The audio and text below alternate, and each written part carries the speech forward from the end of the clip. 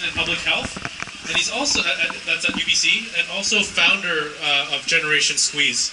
We're really proud to be partnering with Generation Squeeze today at this rally. We are one of the first groups to adopt their Homes First policy principle, and they are sounding the alarm. It is Code Red, hashtag Code Red. Here to talk more about that is Paul Kershaw.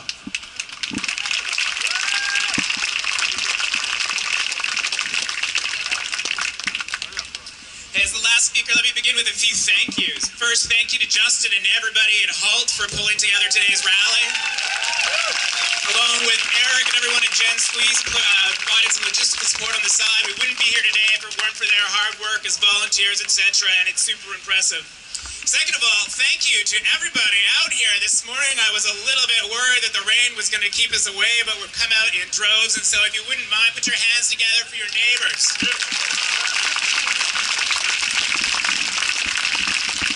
Now, without doubt, when I do media next week, I'm going to get somebody on the radio or on television saying, it was just a gathering of a group of younger people in British Columbia who feel entitled to some vision of a house with a yard and a white picket fence, and can't they just grow up and recognize that that's not the city we live in any longer?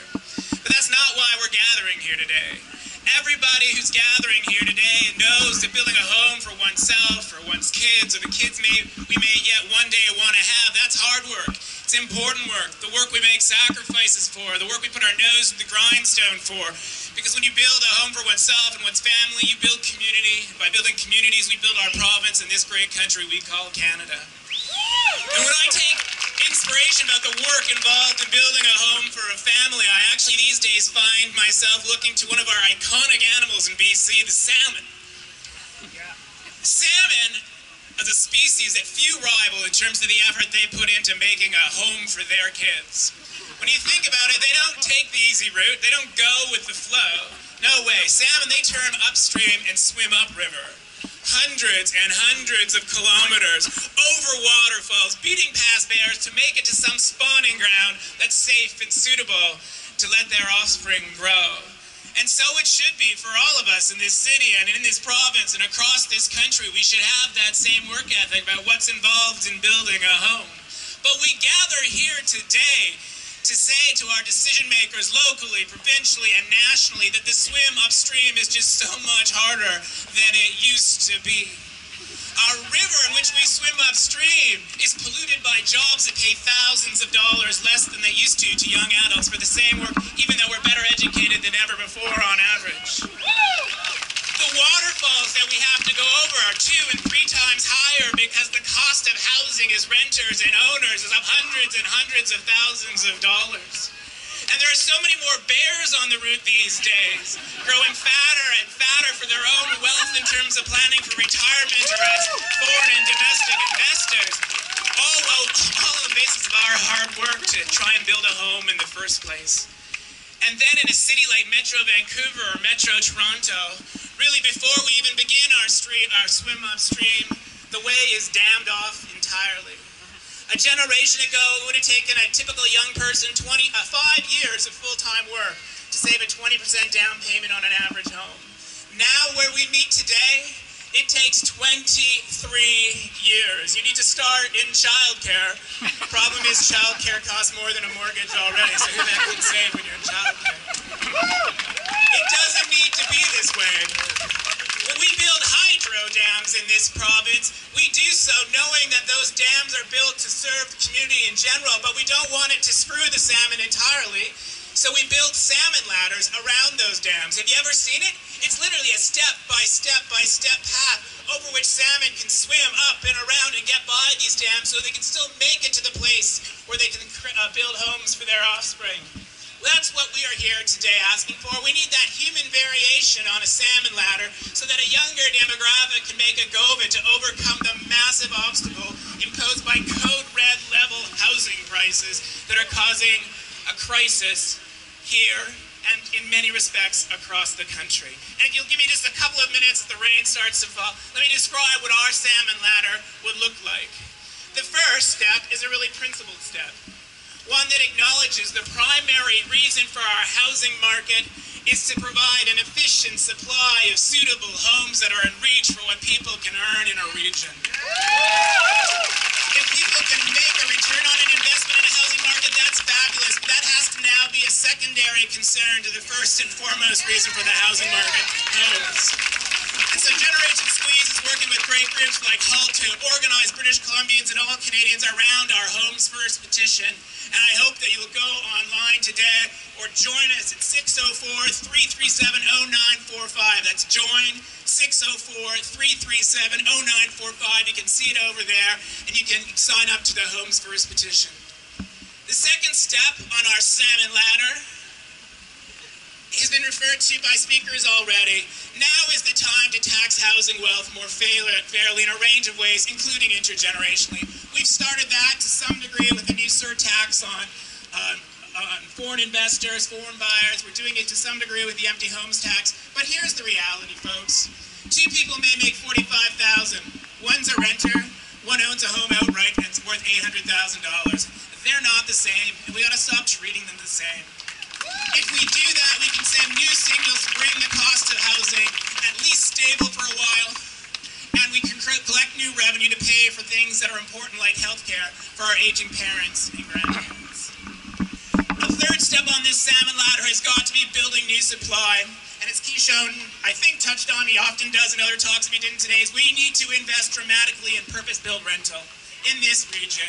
If it takes so long to save a down payment, many are never going to be homeowners. That dream is moving further and further out of reach, but we need to come up with an alternative strategy that gives renters for life security, where they can start their careers, start their families, know their kids can stay in the same child care for a while, the same school for a while, and purpose-built rental is an important part of doing that. And another step on this salmon ladder will ultimately require many of us here today to acknowledge that housing prices simply are going to be higher than they were a generation ago. That is the new reality. People like my mom, who's 72, are actually counting on the equity in her home for her secure retirement. And as her son, I get that, and I have an aspiration to help protect it.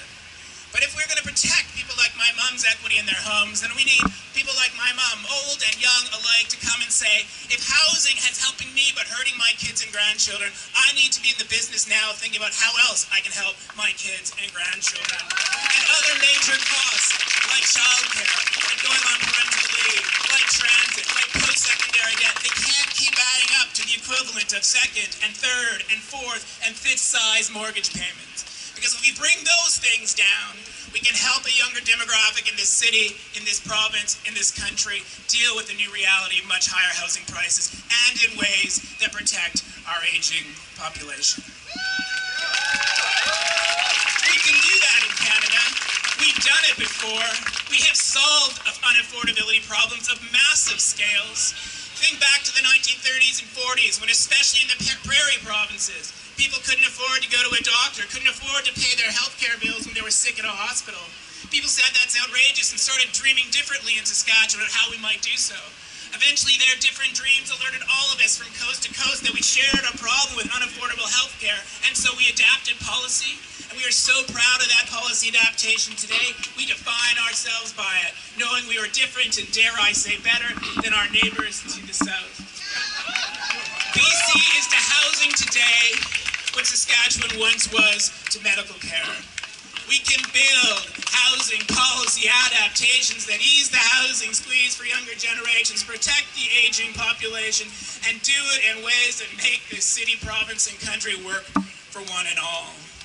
And I am so proud to say the one thing that will make that happen is an event like today. The world of politics responds to those who organize and show up.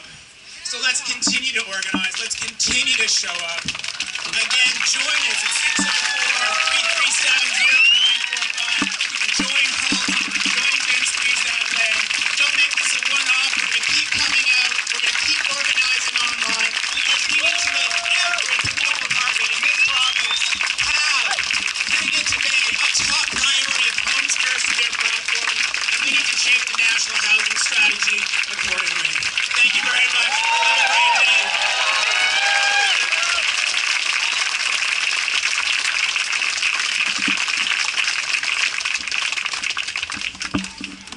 Thank you, Paul. Looks like the weather gods are starting to come and tell us that we should probably close things off. So that's been a long, wet, rainy hour of amazing speeches. I want to leave you all with one big idea. Demand fairness in our housing market for the people who live and work here. You coming out to this rally today is the first step to greater things. Demand changes to the system from your government leaders. Demand from the federal government a national housing strategy that ensures citizens of this country can live knowing they have safe and affordable housing for generations to come. Action! Write your city councilors, MLAs, and MPs. Visit their office. Tell them your stories. Vote. They will listen to you. You are a voter in their next election. The stories come from the grassroots level, but the leadership comes from the top down, and they need to hear from us. We'll continue to work to inform and engage with our government leaders to ensure that our voices are heard, and we won't stop until we've ended this affordability crisis. Yeah. So follow us on Facebook, that's HALT Vancouver. Follow us on Twitter, HALT_YVR. Text YES, Y-E-S, Y-E-S to 604-377-0945 to get the latest from both Gen Squeeze and HALT. Thank you all for coming out.